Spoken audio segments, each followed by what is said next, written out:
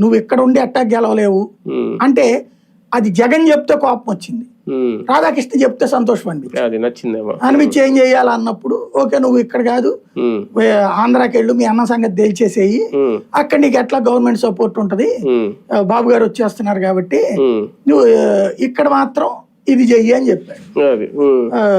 నువ్వు విలీనం చేసే పార్టీ విలీనం చేస్తే రాజ్యసభ ఇప్పిస్తానని చెప్పమని రేవంత్ కి అక్కడికి వెళ్ళి అధిష్టానంతో నేను చెప్పానని రేవంత్ చెప్పేశాడు. ఇప్పుడు చెప్పాడా లేదా, హామీ ఇచ్చింది నిజమా కాదా?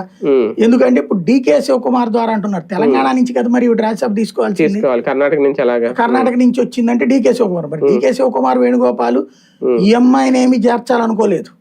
డికే శివకుమార్ వాస్తవంగా చెప్పాలంటే రాజశేఖర్ తర్వాత జగన్ అపారంగా ప్రేమిస్తాడు. ఈ అమ్మాయి 4-5 సార్లు వెళ్ళింది, ఈ డబ్బుల పంచాయతీ కూడా జగన్ చేతి ఇప్పించినాకని చెప్పి వెళ్ళింది, వైఎస్ఆర్టీపీకి నిధుల కోసం కూడా వెళ్ళింది. నేను కాంగ్రెస్ కి చేసి నీకెట్ట చేస్తానమ్మా అని చెప్పిన తర్వాత ఆ డికే శివకుమార్ వేణుగోపాల్ ఏం మాట్లాడారో తెలియదు. ఇప్పుడు రాధాకృష్ణ గారు చెప్పేది డికే శివకుమార్ వేణుగోపాల్ వాళ్ళు ఈనాడు వార్త ఒకటిగా ఉంది, జ్యోతి వార్త ఒకటిగా ఉంది.